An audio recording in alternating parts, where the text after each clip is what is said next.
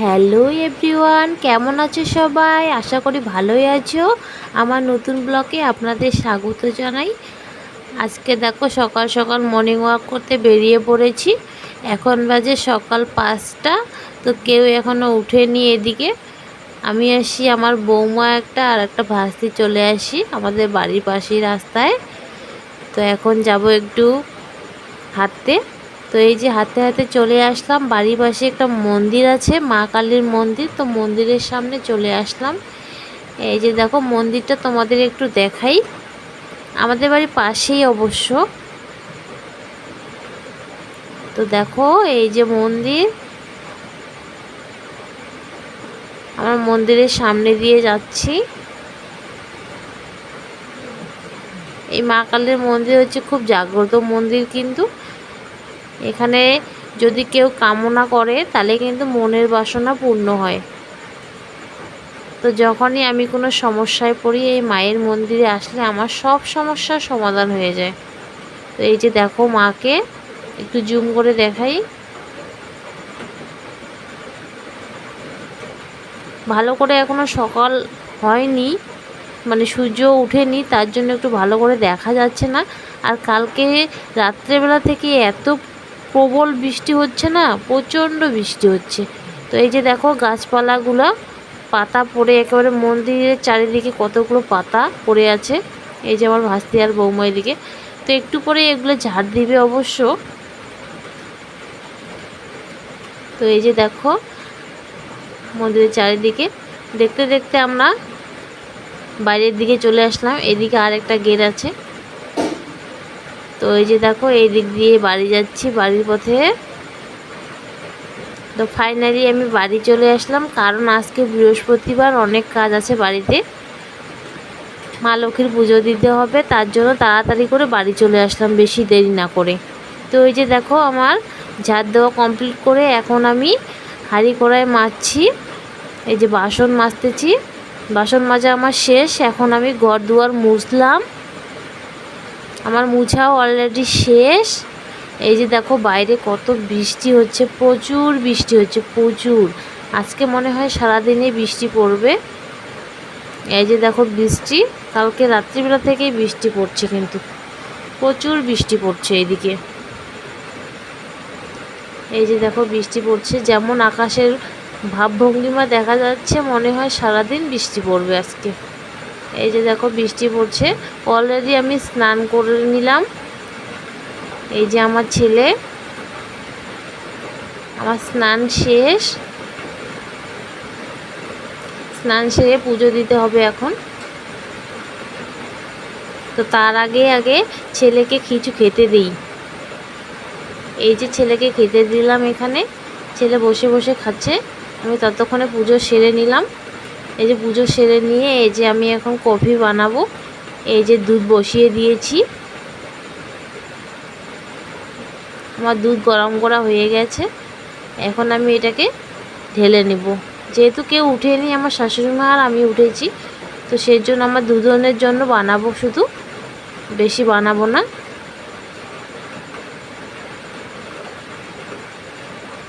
তো এই যে আমি চিনি বেশি খাই না, মিষ্টি মিষ্টি বেশি পছন্দ করি না, তাই 1 চামচের মতো চিনি দিয়ে দিলাম।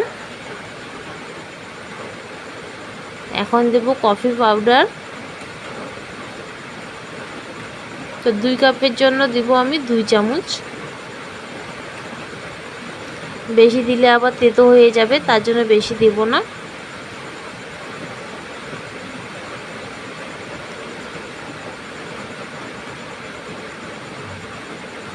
এই যে আমি 1/2 চামচ করে দিচ্ছি।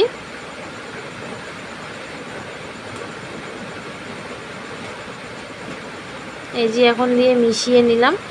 দেখে মনে হচ্ছে ভালো হয়নি, তো আর একটু দিয়ে দেব। এই যে আর একটু দিয়ে দিলাম। এবার কালারটা ভালো এসেছে, এবার আমার কফি রেডি।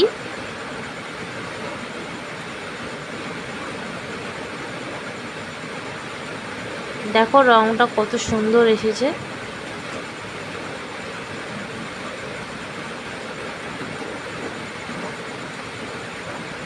তো আমার কফি এখানে রেডি, এখন শুধু খাওয়ার পালা। তোমরা কে কে খাবে চলে এসো। এদিকে দেখতে দেখতে আমার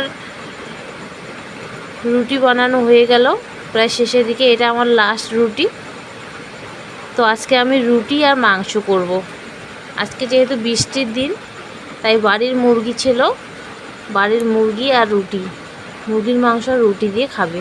তো এখানে পেঁয়াজ কুচি করে রেখেছি, রসুন থেতো করে রেখেছি, কাঁচা লঙ্কা আর তেজপাতা।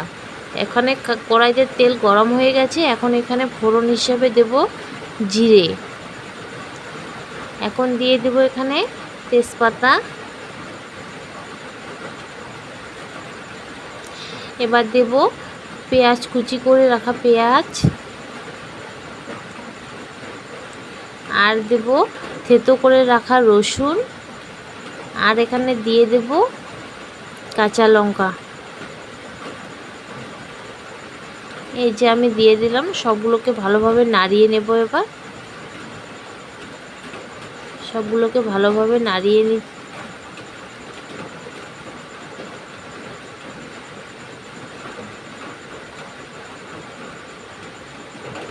তো এটা ভালোভাবে এখানে হোক, ভাজা হোক, ততক্ষণে আমি আলুটা ভেজে নেই। আর এই যে দেখো, আমি কিন্তু চুলায় রান্না করছি।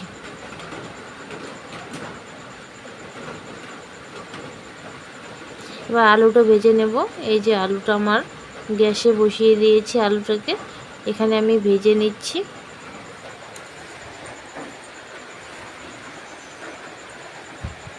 এই যে দেখো, আমার আলুটা প্রায় ভাজা হয়ে গেছে।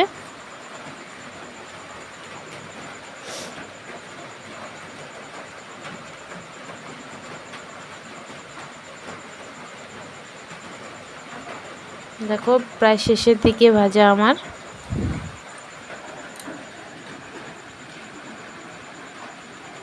আলুটা আমি গ্যাসে ভেজে নিচ্ছি।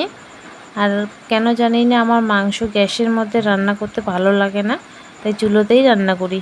বাকি সবজিগুলো গ্যাসেতে রান্না করলেও মাংসটা আমি চুলোতেই রান্না করি। এই যে মাংস এখানে কাটা ধুয়ে রেখে দিয়েছি। নিচে দেখো, এটা কিন্তু বাড়ির মুরগির মাংস, দেশি মুরগি। এদিকে আমার দেখতে দেখতে পেঁয়াজগুলো ভাজা হয়ে গেছে। তো এর মধ্যে আমি মাংসটাকে ঢেলে দেব। এই যে দেখো, মাংসটাকে ঢেলে দিলাম। এবার এগুলোকে নাড়িয়ে চাড়িয়ে নিব।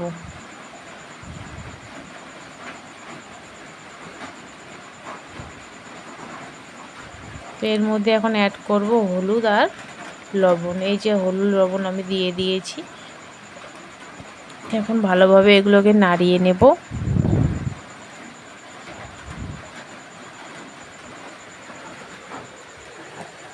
এবার কিছুক্ষণের জন্য এগুলোকে ঢেকে রেখে দেব।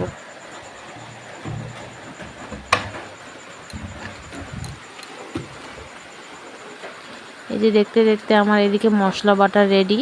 এখন আমি আদা বাটা দেব, জিরে বাটা আর শুকনো লঙ্কা বাটা। যেহেতু কাঁচা লঙ্কা আমি ফোড়ন হিসেবে ব্যবহার করেছি, তাই বেশি শুকনো লঙ্কা দিলাম না।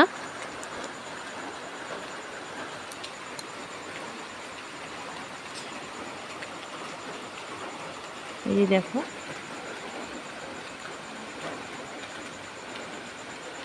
দেখতে দেখতে আমার ভাজা প্রায় হয়ে গেছে, মাংসটা কষানো।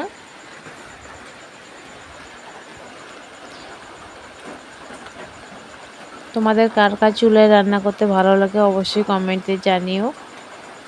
কারণ চুলায় যেভাবে মাংসটা রান্না হয়, গ্যাসে কিন্তু সেরকম টেস্টি হয় না, এটা 100%।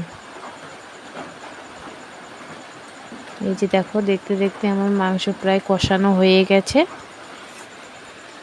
আর একটু ভালো করে কষিয়ে নেব, যাতে মাংসর গা থেকে তেলটা ছাড়ে।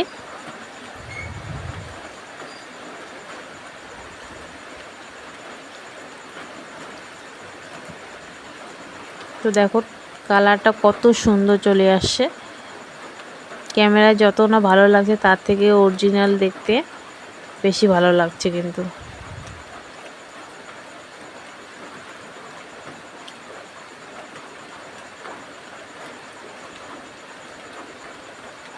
তো এখানে আমার মাংস কষানো হয়ে গেছে।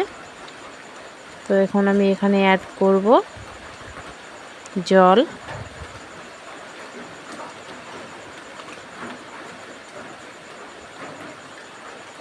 এই যে আমি জল দিয়ে দিলাম।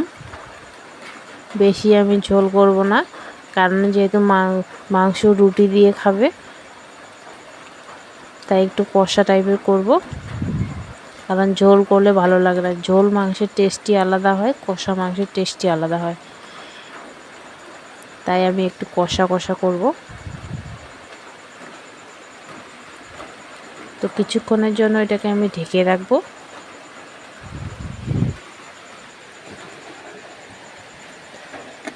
তো এই যে দেখো আমার মাংস হয়ে এসেছে। এখন আমি এখানে অ্যাড করব গরম মশলা।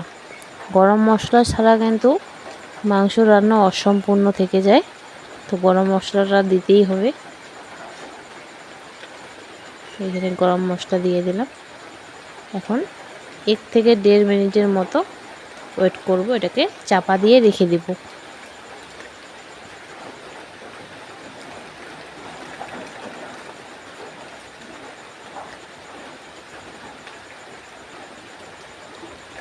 আর এইদিকে দেখো প্রায় সন্ধ্যা হয়ে গেছে। সেই সকালবেলায় ভিডিও করে রেখেছিলাম, এখন দেখো সন্ধ্যা হয়ে গেছে, এখনো পর্যন্ত বৃষ্টি চলছে। আজকে মনে হয় আবার সারা রাত বৃষ্টি হবে। তো এই যে বৃষ্টি হচ্ছে, এই যে আমাদের ঘর, যে বাইক দেখা যাচ্ছে।